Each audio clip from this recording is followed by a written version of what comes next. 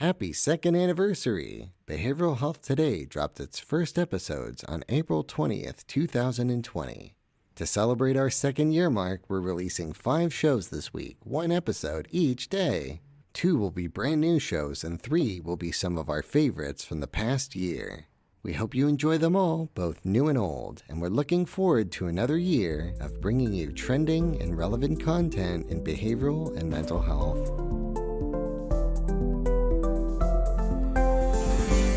Welcome to Behavioral Health Today, a podcast brought to you by the Triad Network. This podcast is designed to share trending topics occurring within the world and our communities and bring them a behavioral and mental health perspective. Welcome to Behavioral Health Today, a Triad production. I'm your host, Dr. Graham Taylor, and today with me is Dr. Deb Hordon. Deb has a Ph.D. in sociology from Columbia University and has over 23 years of experience that includes consulting, global exposure, and certification through the International Coach Federation and Emotional Freedom Techniques International. In her work, Deb is the founder of Cultivating Greatness, a private practice that provides services in leadership coaching, team effectiveness, career change, and organizational culture. Today, we're talking with Deb about emotional freedom techniques. Deb, welcome to our show. So nice to have you here. Thank you for having me. It's great. I want to get our listeners kind of interested in 2 things. One, begin to set a framework for us around emotional freedom techniques, EFT, and how you found yourself coming into this field, particularly with this technique in therapy. Sure. So emotional freedom techniques are a mind-body practice for releasing painful, uncomfortable emotions, negative thought patterns, and undesired behaviors. Things like acute stress reactions, emotional triggers, and the behaviors that come out when we're triggered, upset feelings, anxiety, anger, frustration, even trauma. It is a practice that soothes the central nervous system and restores a feeling of calm and sort of a grounded emotional state. Really good. Now, you've been in this field for how long now with the EFT? I have been using EFT for my own personal growth for over 10 years and been using it in my practice for about 8. For a while there, it has been sort of in the alternative space for a long time, but recently it has become much more widely understood and accepted and used. Really good. So you're talking about being able to use it as a clinician. How did you first come into it? You sound like you said you were using it personally and then became part of your professional work. Yes. So about 10 years ago, I was going through a painful breakup in my personal life, and I had some sadness and grief that I was struggling with. And my executive coaching mentor, Deborah Taylor, introduced me to EFT. She introduced me to the concept of it. She wasn't a practitioner, but she pointed me in the direction of somebody working out of Western Massachusetts. I live and work in Massachusetts. And so I started working with him, and he really helped me through emotional freedom techniques process and release the sadness and the grief that I was experiencing. And I was able to really move through that breakup and move on in my life. And then we also got to work using EFT to address some of the issues and thought patterns or beliefs inside myself that led me into a relationship with sort of an ill-fitting matching person for me. Great man, but not the right one. Yeah, not the right fit. And so it really helped me sort of unhook from it and not have to go back and keep recycling and try again and again and again. And it was such a powerful experience for me that after I was using this for a while, I actually became trained in it. I find that a lot of times it's through our own work that we find ourselves in a position to be able to help people in the same way that we were helped. And it sounds like part of your story. I know that this EFT technique, this was founded in the 1970s by 2 practitioners, Diamond and Callahan. And like you're saying, they were discovering that verbally focusing on a problem or an issue, whether it's emotional or physical, while, like you're saying, manually stimulating acupuncture points could bring this significant relief to their patients, particularly with regards, like you said, to fears and phobias and even some physical responses to stress. So when your clients are coming in for EFT, I looked on some of the sites that you provided us with, and it looks like this takes place individually, sometimes maybe even collectively, like in a group. But what are some of the people coming in with that are common issues or presenting problems that you would use the EFT with? Yeah. So the population I work with is leaders of organizations in different sectors of the economy, different industries, but CEOs, sort of other senior leaders in organizations. And these are human beings who are in super high pressure, high stakes. They're highly accountable to what happens. And so they come to me with experiences of stress and worry and overwhelm caused by their work. And so part of our work together is stress management. They're also exposed to so many people, right? They've got the teams, all the people who are working with and for them. They might have people outside the organization that they're working with. And when you have that kind of high touch with other human beings, you get triggered by something someone says or does. And when we're triggered, these are sort of emotional and intense emotional responses. And that put us kind of in our amygdala or our reptilian brain. And let's face it, we're not super sophisticated when we're operating from a reptilian brain. No. And it happens to me. It's not only my clients. I'm no different. Sure. I'm not sitting on some pedestal. So in my whole practice, the concept of cultivating greatness is, how do I help leaders operate from their highest and best self? And so what parts of us are our highest and best self? Because particularly people in positions of power have a huge impact. They have a huge impact on people they work with. They have a huge impact on the whole organization, their community, the world. And if they're operating from the reptilian brain, the best things don't happen. And so I help them transition out of their sort of triggered state where they're having undesired behavioral patterns, anger management, stuff like that, so that they can restore their sense of well-being and calm. I really like that. We have MRIs, that show that when that fight or flight goes off, our brain lights up and it is stimulated in kind of that fight or flight type of way. And you're saying, and I agree with you, we don't make our best decisions in those moments because all the higher order functions, self-management, thought processes, all those things, they go offline when we're in that fight or flight mode. And all we're looking at life through is this kind of myopic, small vision of how do I manage this moment? And yet at the same time, these are people, particularly the leaders you're working with, that it sounds like really need to be functioning with all parts of their brain in some very stressful moments. And what I like about this technique too, and I'd like to hear a little bit more about this. I remember running a group when I was doing a cardiac treatment program for a hospital. And we had a lot of type A people, very high functioning, very successful, but obviously had some cardiac related issues. And we started to put them through these, relaxation techniques, visualization and kind of breathing. And it drove them nuts because they had to be doing something. And what you're talking about here, funny enough, sometimes people relax when they're doing. Versus we think, well, you're only going to relax if you stop and you just be. No, we can relax when we're actually doing something. And it sounds like the EFT allows these high functioning, task oriented folks to be able to have something to do that's physical rather than just kind of be where they get anxious. So this is a cool technique that they can actually be active in their relaxation process, aren't they? That's a really interesting way to put it. I think what you're saying is really true. And, leaders are increasingly highly self-aware, highly conscious of themselves, deliberate in their leadership, and they're owning the impact they have. I, work with people who are direct reports of other leaders, and everyone knows who's had a boss. If their boss is angry and stressed out, that behavior, if it comes out of them, it's a painful experience for them. It's demotivating.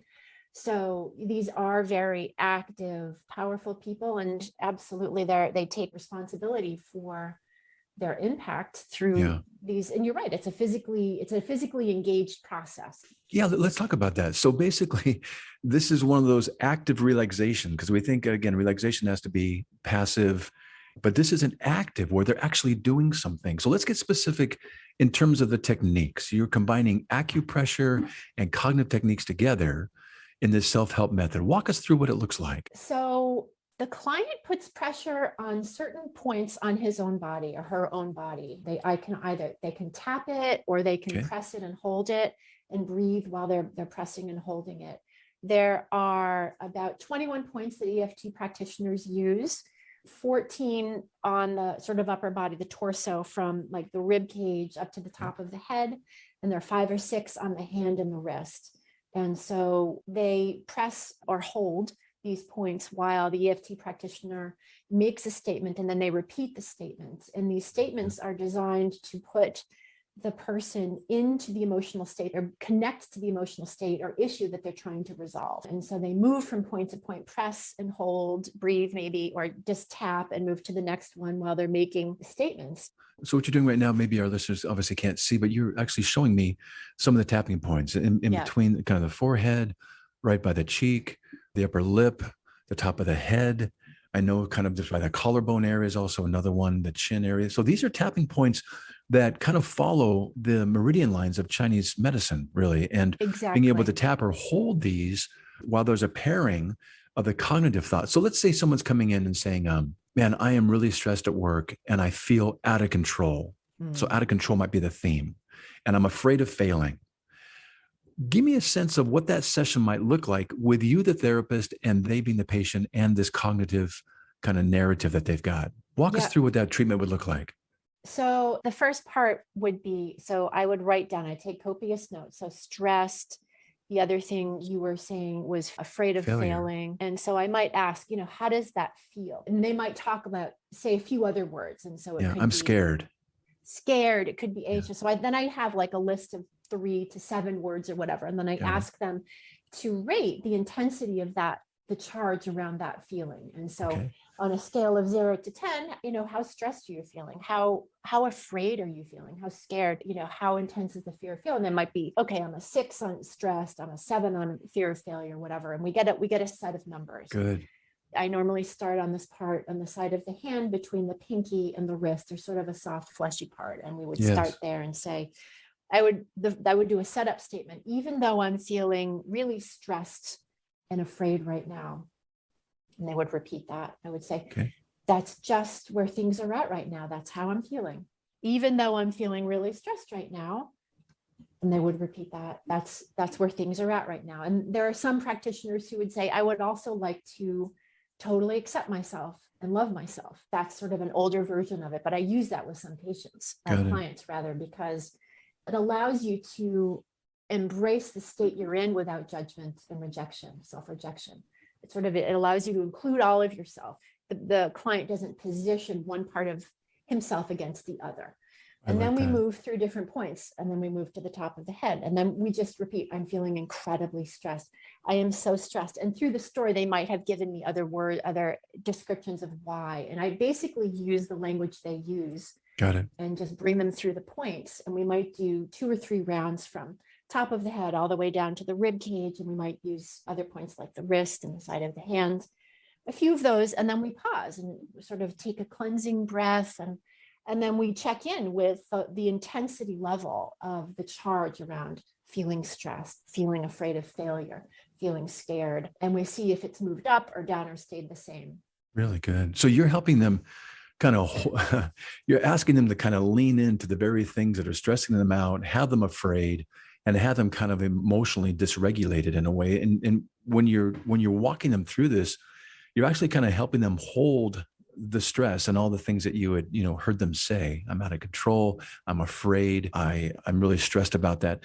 But as you do that, it sounds like you're helping them kind of develop some emotional muscle, really, that allows them to deal with the situations that they're in without being so emotionally dysregulated, and being able to kind of sit in those times without being so upset.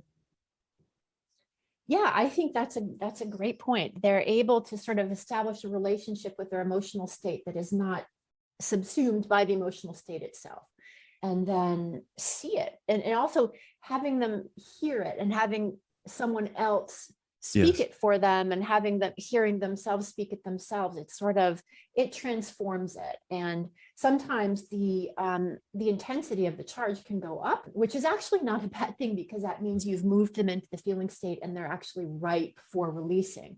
And sometimes it goes down right away. And then what you want to do is get it down to like a 2 or 3 or something.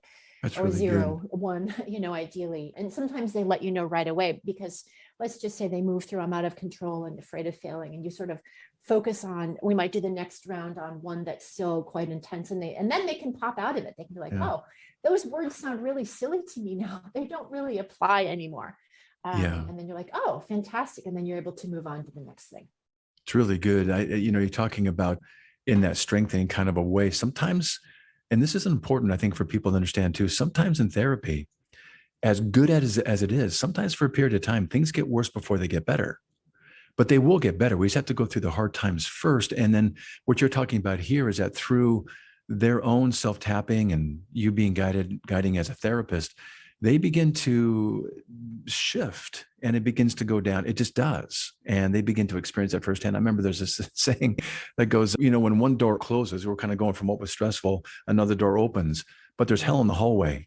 And sometimes when things get worse, that hellish place, we get to sit with it. What I love about this too is that they get to see that they're not vulnerable to or at risk for being only as good as their circumstances allow them to be. What you're saying is you can be in any circumstance and you can bring this control to it anytime you want. So you have more control and power than you really have. And you're letting them see this, aren't you? That is such an excellent point. They make a commitment to a feeling state or an emotional state, an operating system, where they want to be, regardless of what's happening outside of them. And they develop an attitude of compassion towards their own emotional state. And it really gives them a lot of power over, as their coach, where they want to lead from. What platform do you want? Emotional platform. Do you want to be leading from? Are you in that platform right now? Yes or no? No. Okay, let's put you, here's a technique. Right. Let's put you into the platform from which you want to be leading other people. Really and good. Impacting the world.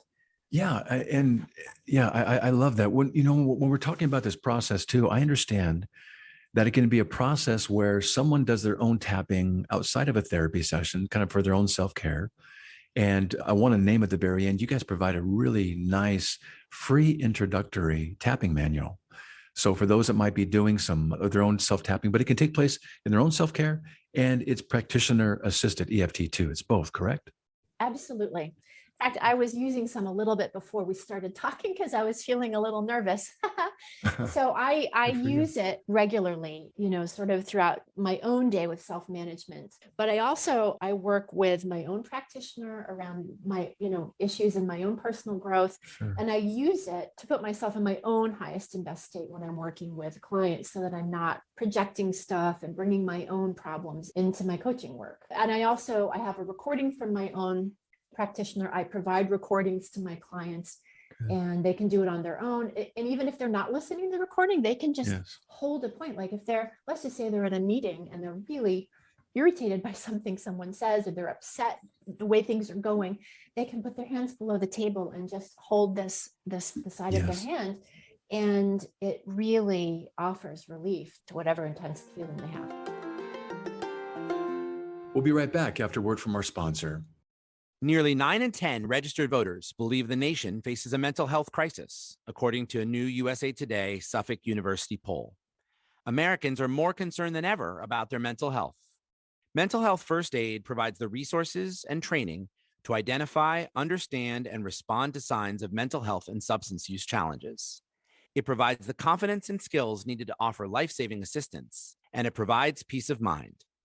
Our experts provide mental health first aid training for adults, teens, caregivers, veterans, law enforcement, EMS, and school faculty.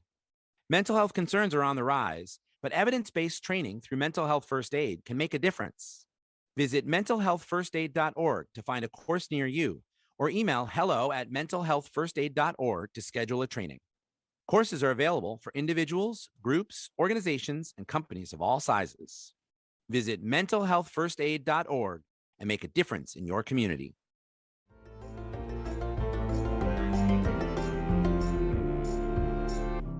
I really like that phrase, functioning and relating to life and others from one's highest and best self. Basically, all pistons are firing and the way they get to be. And I get to bring my best self into whatever situation or moment that I'm in. When you're seeing successful clients benefiting from EFT, what are they walking away from in their therapy with you? What are you seeing? Yeah.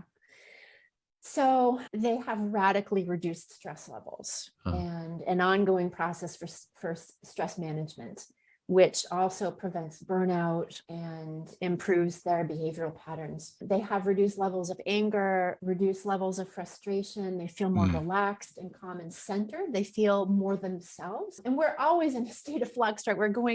we're going into our triggered state and out, and, maybe not in the same hour one day, but through time, we're moving in and out. It gives them a way to return to their centered selves. There's also a way in which I can work not only with feelings in the moment, but also the sort of original source of the triggers that might be within a person, so that I can reduce their trigger sensitivity around the issues that are specific to them, so that even, let's just say, somebody says ABCD in a meeting, and that happens to be a trigger for me, find the root of that and work with EFT around that. And then from then on, when someone says ABCD in a meeting, I'm not going to have the same intense emotional reaction. So my behavior becomes uplifted all around. Yeah. So that's good. Deb, I would imagine too that the patient brings these thoughts and these feelings to a more conscious level, and they develop the ability to effectively tolerate the emotional muscle around being able to tolerate these feelings. I would imagine then that might open up an opportunity for other therapeutic topics to now be addressed that might have been difficult before because of the emotional stimulation and sensitivity that was being triggered around, let's say, trauma. If, and what we're asking patients to do sometimes is to lean into and talk about their traumas, but they're so dysregulated in that process. Yeah. And if we can allow them to de-stress and desensitize around the intensity of those emotions, become aware of them, begin to have a calmer sense when they're talking about them, I would imagine then that it opens up doors for some of the therapeutic work now to be able to be done, whereas before it was too stimulated to actually start to be done. It's such a beautiful point. It's so true. There are even, as I was mentioning before, there are 12 or 13 different techniques within the framework. Specifically to your point, there are several that allow us to tap on the issue without even naming it or remembering it, or it's like you put it in a container, or you give it the title of a movie, or you just call it that thing. So the person doesn't have to re-traumatize themselves by saying it and repeating it and remembering it. We can just sort of make it a thing over there. We can put it over there and we tap on that thing. Like some people like the container technique. If you have a really terrible trauma, you don't want to say it, you don't want to talk about it, we're going to put it in a box or that coffee cup. And then we just tap on that coffee cup or that box. And believe it or not, amazingly, the intensity of that trauma goes down without even having to go into it. So we have techniques that allow us to heal even without having to be that close to it and re-experience it. And it does loosen it up. So eventually over time, if they want to go, and I'm not a clinician and I'm not a trauma expert, but this is a way to work with this material so that, if they do want to go and work with someone else in that expertise area, they can. But I also I have worked with CEOs and founders and other people who have trauma, right? I mean, we're all human beings, we all have trauma. So well, when you're talking about the trauma piece of it, or you're talking about these negative patterns that we form, whether they're in our behaviors or our thoughts, they're usually around, the uncomfortable thoughts and feelings, and they're usually around events in our lives. And they are our best attempt to try and manage and cope. But if we can begin to kind of help someone get some self-control and begin to desensitize some of these feelings, be able to sit with them in a very different way, have a more optimistic and emboldened sense of their own power and abilities to manage these times, I can see them being able to do some really great work. So we're talking about being able to help patients through some very difficult times, but you also talked about too, Deb, being able to use it for yourself, very vulnerably disclosing to us some things that you've done and some work you've done around that. As clinicians, practitioners, how is this beneficial to our self-care in the work that we do with the patients that come to see us? Yeah. So behavioral health practitioners have high stress, high stakes jobs, right? What they do has real world impact and implications. They're on the front line of healing our nation's, people in our country's emotional and psychological challenges. And there's been an increased demand for their services for sure in the last couple of years, and also decreasing number of providers. So I'm sure their caseloads have increased and the intensity of their work has probably increased. And behavioral mental health practitioners are highly empathic people. And so by nature, they feel other people's feelings, and they're hearing about and witnessing human suffering and terrible stories of abuse or tragedy, loss, personal injustice, day in and Right. day out, regardless of the population they might be working with. Probably some populations are more tragic than others. And they're definitely trained to manage that. But over time, it can be weighty and they can suffer themselves, empathically with the patients that they're working with. EFT can help them process and release the emotions they may feel by proxy in response to what they're witnessing with their clients and patients, so that they don't have to carry that with them so much, either between sessions or at the end of the day. It can absolutely help them prevent burnout. I mean, burnout is such a huge issue in these fields, totally understandable. So this is a way to mitigate burnout and increase self-care so they can go home, enjoy their families, their personal lives, even to a higher degree, and come back with, higher levels of receptivity or self-care. For me, EFT is almost a business expense because it helps me release whatever stress that I may pick up and experience throughout the day. So for mental health practitioners, I think it can only be supportive and add to their self-care arsenal. Really good. Really good.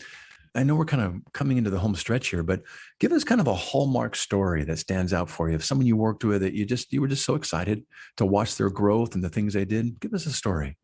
I do have a wonderful example from my practice, and I've been given explicit permission to share his story anonymously. So I've been working with a founder, CEO of a technology company, and he started a company and spent 10 years building it up to something really wonderful, and was about to embark on the next growth phase of this company to expand service offerings and making them more available to more people, and was talking to some investors at private equity firms.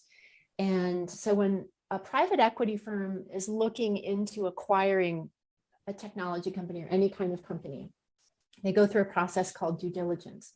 And this is a phase during which they learn as much as they possibly can about the company, on all topics, anywhere from finances to organizational structure, culture, the leadership team, the members of the organization, clients, sales process, everything.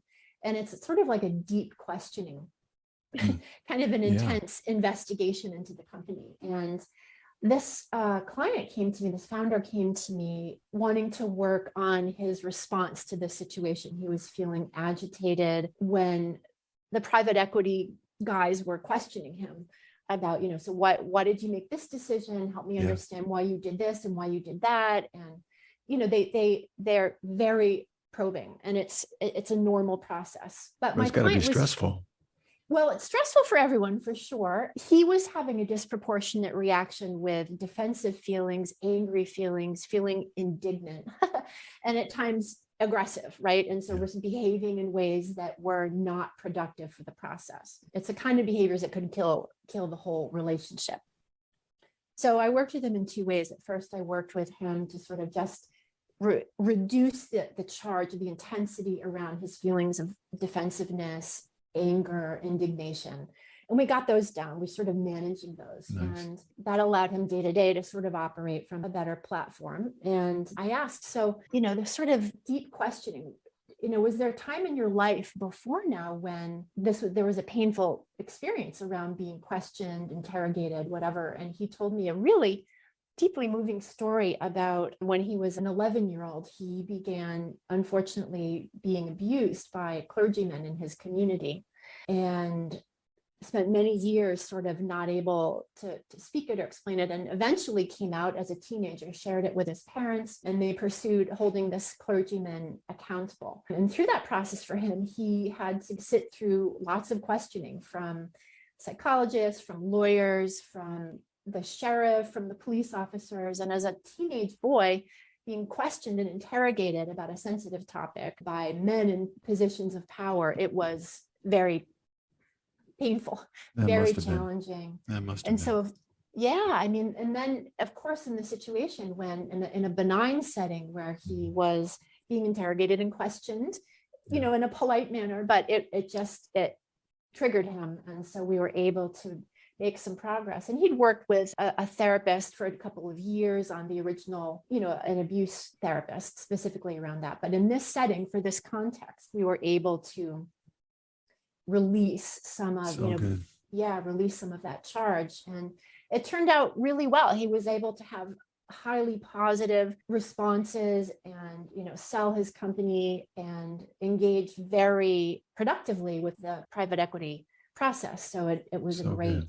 it was very moving, of course, to see somebody in this That's, situation. I love that. I love stories like that because you're talking about someone with all this potential and all this ability. But when these things get triggered or past traumas, kind of come up, it's through those lenses that we find ourselves seeing those moments that we're in a stressed, anxiety producing way, and our highest and best self can't come out in those moments. But as you help him get some control there, then he gets to bring his best self in and all the potential gets to be seen. And I would imagine a business transaction gets to be completed. So it's a great story. Good for you guys. That's some good work. It's a beautiful story. And not all clients have that level of intensity. Other clients I work with, they're just dealing with overwhelm. But, people offend each other in business a lot. So it's, it's an aggressive world in some ways.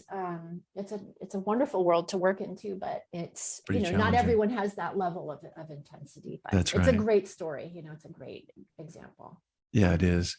Hey, Deb, as we begin to wind down for today, in terms of resources, give our listeners some ways to find out more about you, EFT. Share with us some of the things they can do to click on and find some links. Sure.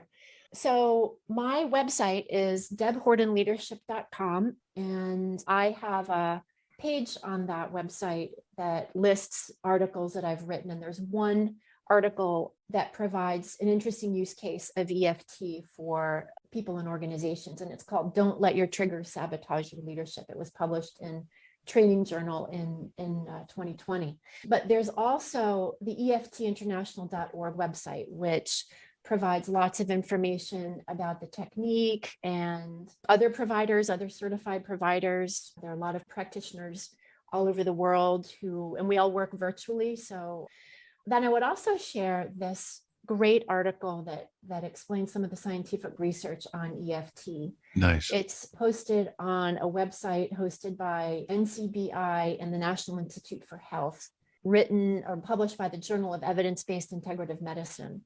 And it's called Clinical EFT Improves Multiple Physiological Markers of Health. Nice. And it outlines how measured improvements in anxiety, depression, PTSD, pain, cravings were noted before and after EFT was practiced. There was also an increase in happiness.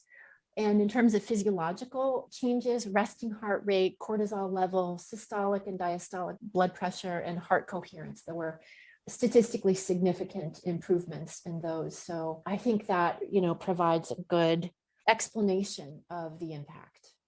Really good. I appreciate those. And we're going to have those on our website for our listeners. Hey, Deb, I want to thank you for being with us today. This is such a great technique that you're helping people learn about and utilize and implement in their lives to help them bring relief and relaxation to and promote healing around the emotions and physical issues that can hold us back from being, like you're saying, our highest and best self. So really nice job in your work. Congratulations on that. Thank you for having me. It's been great talking with you today. Been great to be with you too. I also want to thank you, our listeners, for joining Deb and me today. It's always great to have you with us. Regarding the episode today, I want to remind you that it and its resources and all of our other episodes can be found on our webpage at triadhq.com/BHT. So check out our webpage, triadhq.com/BHT, and explore our archive of podcasts and other resource materials. Thanks again for being with us on the show, and we will look forward to having you back with us next time on Behavioral Health Today. We appreciate all the support from our community, and if you like our show, one of the best ways you can support it is by giving us a 5-star rating and leaving a review.